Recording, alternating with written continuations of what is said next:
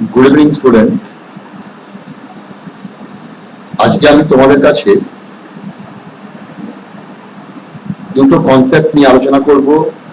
একটা capital tyre 1, tyre 2 capital. জিনিসটা কি, কি কাজে লাগে, বিষয়টা কি, কোথা থেকে আসে, এই জায়গাটা আজকে আমি তোমাদের বলবো। এটা ব্যাংকিং পরীক্ষার জন্য ইম্পর্ট্যান্ট এবং তোমরা যে WBCS বা আদার্স যে এক্সাম গুলো দেবে তার জন্য এটা লাগতে পারে। তো tyre 1 and tyre 2 capital banks have two main silos.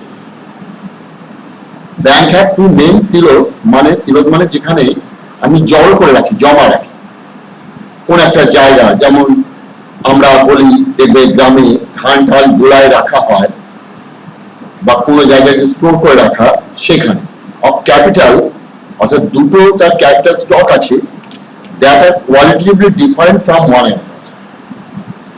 দুটো ক্যাপিটাল ব্যাংক রাখে তার জমার জায়গা, তার যেখানে স্টোর থাকে অর্থাৎ যেখানে তার প্রয়োজন পড়লে যেখানে হাত পড়বে সেই জায়গাটায়।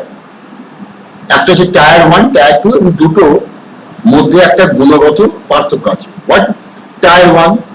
It refers to a bank's core capital, equity and disclosed reserves that appear on bank's financial statement.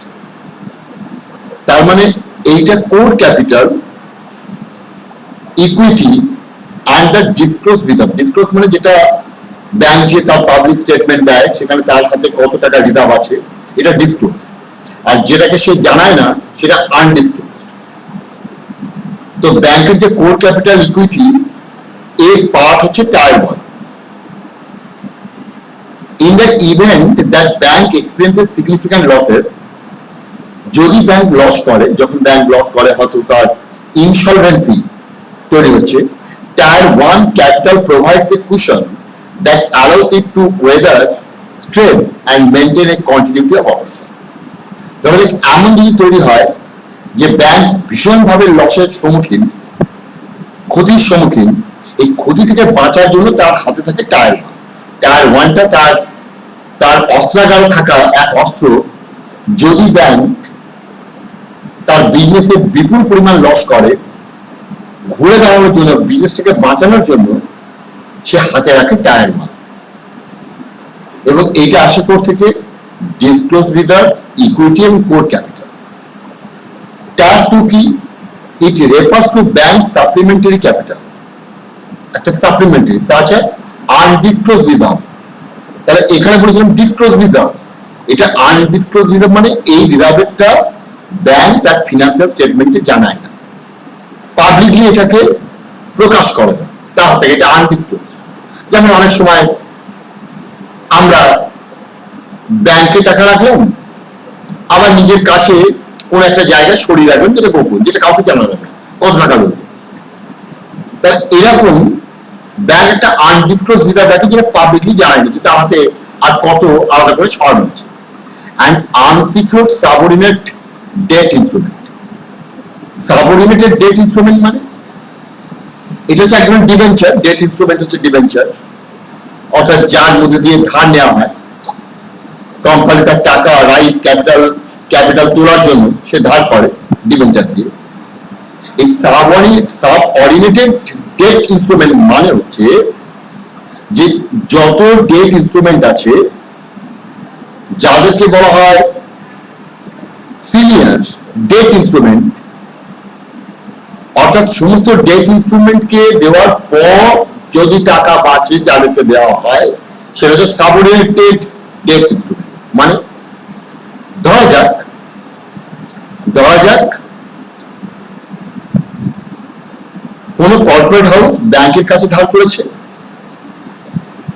ধরা যাক নন ব্যাংকের কাছে ধার করেছে, ধরা যাক অন্য কোনো কর্পোরেট হাউসের কাছে ধার করেছে, তোমার আমার কাছে ধার করেছে।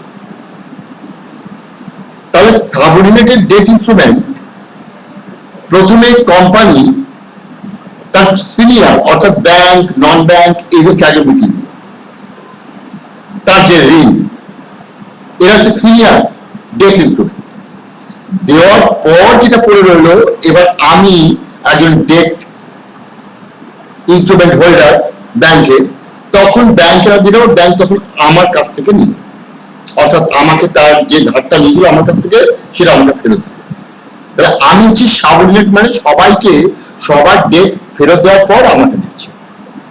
তাহলে এই হচ্ছে unsecured debt subordinate debt instrument, মানে আনসিকিউর এই কারণে যেটা আমি নাও পেতে পারি। যদি না থাকে আর হাতে টাকা, সিনিয়র ডেট ডিবেঞ্চার হোল্ডারকে দেওয়ার পর আর কিছু নেই। That must have an original maturity of at least 5 years. যেগুলো সাবঅর্ডিনেট ডেট ইনস্ট্রুমেন্ট যাদের অরিজিনাল ম্যাচুরিটি থাকে অন্তত 5 বছর। Tier 2 capital is considered less reliable than Tier 1 capital because it is more difficult to accurately calculate and more difficult to liquidate. কারণ আমরা বলছি subordinate debt instrument, আমরা বলছি আনডিসক্লোজড, যেটা ডিসক্লোজ করা হচ্ছে না।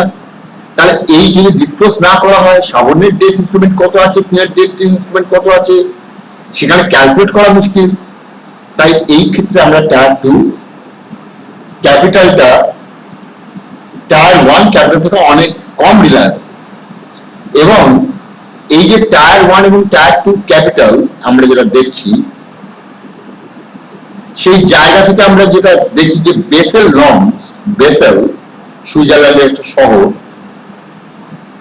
সেই শহরে বেসেল নর্মস অনুযায়ী ব্যাংকগুলোকে তার এই যে লোকসান হতে পারে, যদি সে তার ইনসলভেন্সিটাকে ঠেকাতে চায়, তাহলে সেখানে risk weighted capital asset ratio রাখার কথা বলা হয়। বেসেল নর্ম অনুযায়ী বলা হয় 8%। মানে ব্যাপারটা হচ্ছে এরকম, আমরা যদি দেখি যে জায়গাটা, যে কখনো কখনো আমরা দেখি যে ব্যাংক যে পরিমাণ বাজারে ঋণ দিয়েছে তার মেজর পোর্শন সে ফেরত পাচ্ছে না, বা এমন জনকে দিয়েছে যেখানে হায়ার রিস্ক। একে কভার করার জন্য বেসেলে প্রথমে বলা হয়, বেসেল নর্মসে প্রথমে বলা হয় যে সেখানে যেন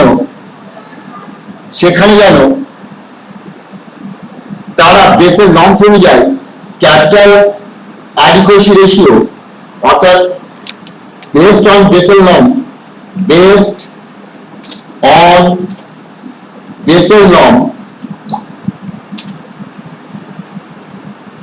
Basel norms, based on Basel norms, bank maintain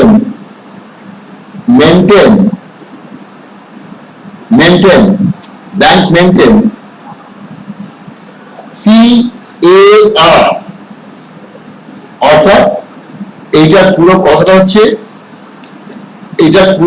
হচ্ছে ক্যাপিটাল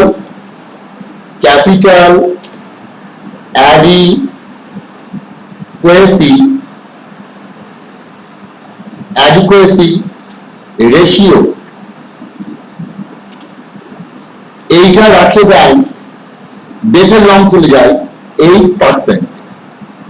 এই 8% এর মধ্যে 5.5% এইটা হচ্ছে টায়ার 1 ক্যাপিটাল, অর্থাৎ টায়ার 1 ক্যাপিটাল মানে আমরা এইটাকে বলি bank core capital, equity and disclose reserve, এইটা হচ্ছে টায়ার 1। আর আরেকটা হচ্ছে টায়ার 2 হচ্ছে 2.5%, এইটা হচ্ছে টায়ার 2।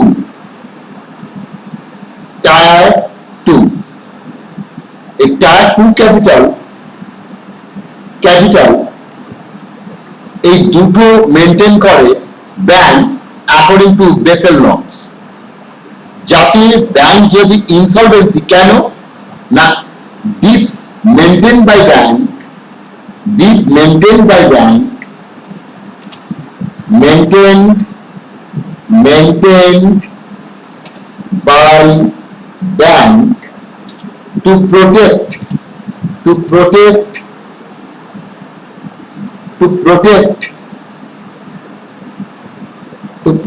from insolvency, নিজেকে ইনসলভেন্সি হাত থেকে বাঁচানোর জন্য সেটাকে মেনটেন করে।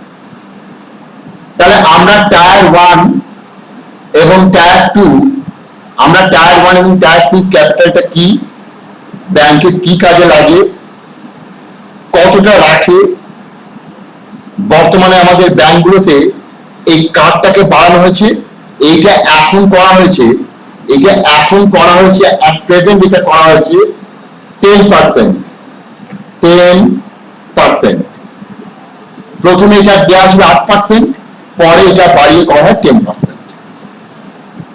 তাহলে সেই জায়গায় দাঁড়িয়ে আমরা এটা রাখি যাতে ব্যাংক তার ইনসলভেন্সির জায়গাটাকে ওভারকাম করতে পারে। আশা করা যায় তোমরা বুঝতে পেরেছো।